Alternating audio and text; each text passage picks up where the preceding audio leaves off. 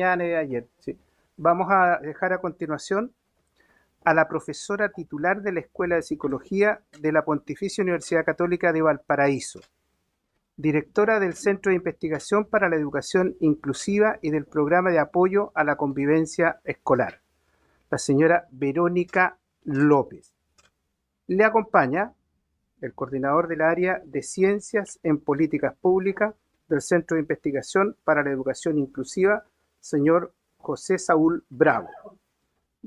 Tiene 10 minutos, señora Verónica, a contar de este momento. Tiene la palabra. Gracias, diputadas, diputados. Gracias por la invitación. Yo dirijo un centro que es financiado por ANID. Es un centro de investigación en excelencia sobre educación inclusiva. Soy profesora de la Escuela de Psicología, como han dicho. José Saúl está repartiendo un documento, Policy Brief, dos documentos en realidad. Uno que resume investigación sobre la evolución de la convivencia y violencia a lo largo de 10 décadas. Y otro que da cuenta de nuestros comentarios al proyecto de ley en cuestión. Hay una paradoja que nosotros hemos constatado en los resultados de los cuestionarios que contestan los estudiantes, los apoderados en las pruebas SIMS a lo largo de una década. Chile, como ningún otro país de América Latina, tiene datos sobre convivencia y violencia que nos muestran que ha habido una mejora en la educación básica, en los cuartos básicos a lo largo de una década respecto de indicadores de convivencia y violencia. Ha mejorado la convivencia, ha disminuido la violencia. Situación contraria es lo que percibimos en la educación básica a partir de estos reportes. Por lo tanto, hay una paradoja. No hemos aprendido a partir de lo que se hace en la educación básica en todo Chile para nutrir con eso qué es lo que estamos haciendo en la enseñanza media. Si ustedes lo piensan de esta manera, situación parecida nos ocurre con los resultados SIMSE, de lenguaje, matemática, ciencia. O sea, ha habido mejoras sostenidas en el tiempo en la enseñanza básica y no así en la media. Hay un dato importante que ha relevado la Superintendencia de Educación en relación a las expulsiones en los últimos años. Desde el 2016 en adelante, incluso desde antes de Aula Segura, ha habido un aumento exponencial de un 607% de aumento de las expulsiones en el país desde el 2016. ¿Y en quiénes recaen? En estudiantes varones, sobre un 75% de ellos son varones, sobre un 77%, estos son datos del 2024, de la superintendencia, son estudiantes prioritarios, es decir, están dentro de los quintiles más pobres de nuestro país y además tienen alta inasistencia, un rendimiento inferior a sus pares y estuvieron en los PIE, en los programas de integración escolar, por lo tanto tienen diagnósticos de discapacidad en los últimos 3 años. Es decir, el 6% de ellos actualmente es estudiante que participa en PIE, pero sobre el 60% de ellos estuvo en PIE hace 2 o 3 años. Eso tiene que ver con la transición que tenemos entre la básica y la media. Tenemos una cobertura muy importante de los programas PIE en los establecimientos financiados con fondos del Estado, pero no así en la enseñanza media. Por lo tanto, podemos hablar de un limbo de los PIE en el sentido de que estamos soltando la mano a aquellos estudiantes que se encuentran en las condiciones más frágiles, más vulnerables de nuestro sistema escolar. Esos son los estudiantes que están siendo hoy día expulsados en nuestro país. Situación aparte, muy bien representado el alcalde Belolio, con el que tuvimos el gusto de participar en algunas instancias de formación acá en el mismo Congreso.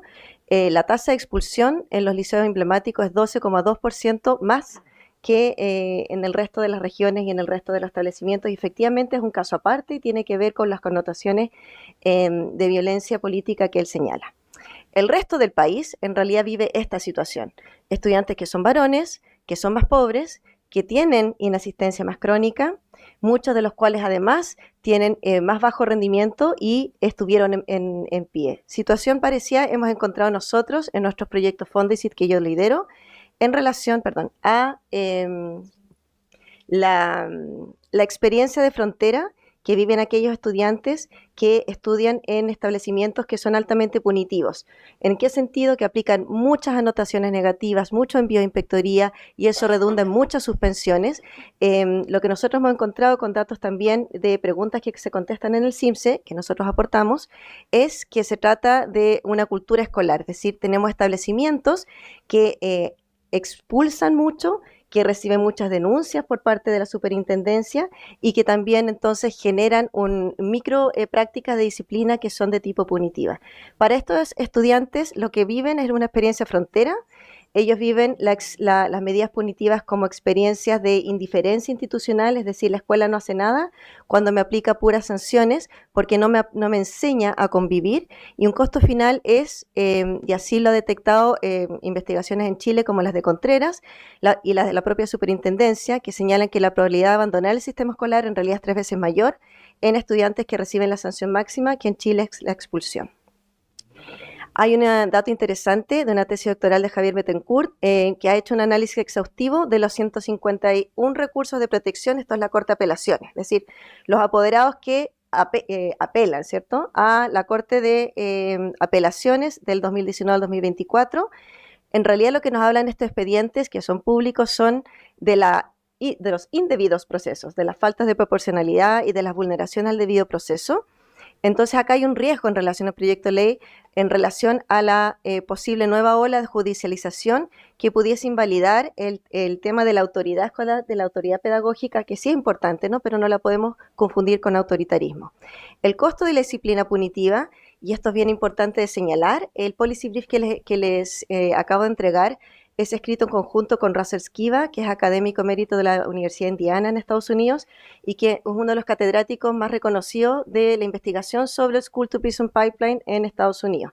Él vino a Chile hace 2 semanas a raíz del proyecto Fondesit que yo dirijo, y él le señalaba lo siguiente: en realidad el castigo escolar, llámese alto nivel de anotaciones negativas, suspensión, expulsión, finalmente no funciona como castigo porque tiende a reforzar la conducta que queremos eliminar en vez de disminuirla, en vez de extinguirla.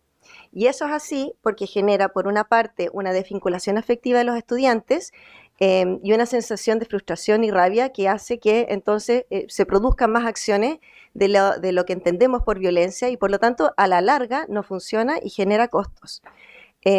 Ahora hay que entender este proyecto de ley de escuelas protegidas en el contexto de la normativa legal actual, ¿cierto? Porque hace poco se publicó en el Diario Oficial la Ley de Convivencia, ustedes mismos estuvieron hartos meses debatiéndola, y lo que sabemos es que, bueno, es distinta, ¿no? ¿En cuál sentido es distinta? Es que en realidad acá hay en la Ley 21.809 recientemente publicada, hay un balance entre lo que el alcalde Belolio se le señaló, acciones de promoción, programas de bienestar, acciones de fortalecimiento de los equipos de convivencia escolar, acciones de prevención también que tienen que ver con tener evidencia para tomar decisiones a tiempo, de manera oportuna y de manera situada, con algunas medidas de sanción y seguridad. En este caso, el boletín que nos han invitado a comentar está mucho más focalizado en las medidas de sanción y seguridad, pero entendemos que hay que entenderlo en el contexto de las otras normativas que ya están vigentes. O sea, existe una aula segura y existe una ley de convivencia. Por lo tanto, un tema importante que nos parece que es relevante destacar son los supuestos detrás de las hipótesis de mano dura. Por una parte, la disciplina punitiva no es objetiva en el sentido que no es neutral. En Estados Unidos se aplica más a los estudiantes afroamericanos y en Chile se aplica más a los estudiantes varones más pobres, con déficit atencional, repitentes, con alta asistencia. Ese es el público que recibe más sanciones. Y también genera esta sensación de entorno encarcelario, cuando sabemos en realidad que son ciertos establecimientos que suelen ser también aquellos donde más ocurren entonces las situaciones de violencia. Algunas recomendaciones estratégicas en relación al proyecto de ley es procurar mantener la gobernanza democrática, y acá nosotros estamos de acuerdo con las asociaciones de los asistentes de la educación que señalan que es importante mantener el gobierno del consejo escolar, es decir, en la medida en que el consejo escolar estima y legitima una aplicación, como por ejemplo puede ser revisión de mochila, ya está aprobada la de los detectores de metales, pero tiene que ser previo acuerdo del consejo escolar. Resguardar debidamente el debido proceso en términos de la presencia del padre, madre, apoderado, tutor legal, en caso de revisión de mochilas y en caso también de que el apoderado, ¿qué pasa si no concurre o se niega a participar, ¿qué va a ocurrir después? Ahí hay un lapso, un limbo que conversamos acá con el abogado de la UC. Proteger las trayectorias educativas, un tema importante, es que en realidad, como señalaba, casi el 40% de los pulsados del 2024 tenía historial de haber estado en el PIE, por lo tanto, esto revela que el sistema le suelta la mano justo antes de que quizás ocurra una crisis de conducta, por lo que tanto, lo que tenemos que proteger son las trayectorias educativas, y en ese sentido, nuestra recomendación es eliminar la sanción de la gratuidad, porque eso sí que es una vía muy rápida para ingreso al camino penal, delictual, porque lo que sabemos es que la educación es la palanca para el desarrollo social en todos los demás ámbitos de la vida. Si tú eliminas o perjudicas el derecho a la educación, con ello estás abriendo la puerta para que no se cumplan los derechos que luego perjudican y generan mayor costo fiscal en términos de salud pública, de empleabilidad, etc. En relación a la pregunta y al artículo que tenía que ver con la autoridad del profesor, ahí hay un tema importante, porque sí es cierto que nosotros tenemos que fortalecer la autoridad pedagógica, pero un sentido de resguardo a la salud mental y protección también de los profes, ¿no? Y en ese sentido, lo que nosotros recomendamos es favorecer las rutas cortas, es decir, sí fomentar que los profesores puedan apoyar la resolución de conflicto en el aula de manera a generar rutas más cortas que rutas burocráticas, pero siempre en resguardando al profesor con el RICE. El RICE es el Reglamento Interno de Convivencia Escolar, que ya fue aprobado por el Consejo Escolar. Entonces, hay en Chile y en las escuelas normativas e institucionalidad que es necesario procurar. Yo recomiendo un nuevo artículo, un artículo 7, que es, si se van a aplicar estas medidas, hacerlo con un sistema de monitoreo anual con los datos desagregados, de manera que podamos visualizar si efectivamente generamos este tipo de medidas de disciplina para ciertos tipos de estudiantes de manera no neutral.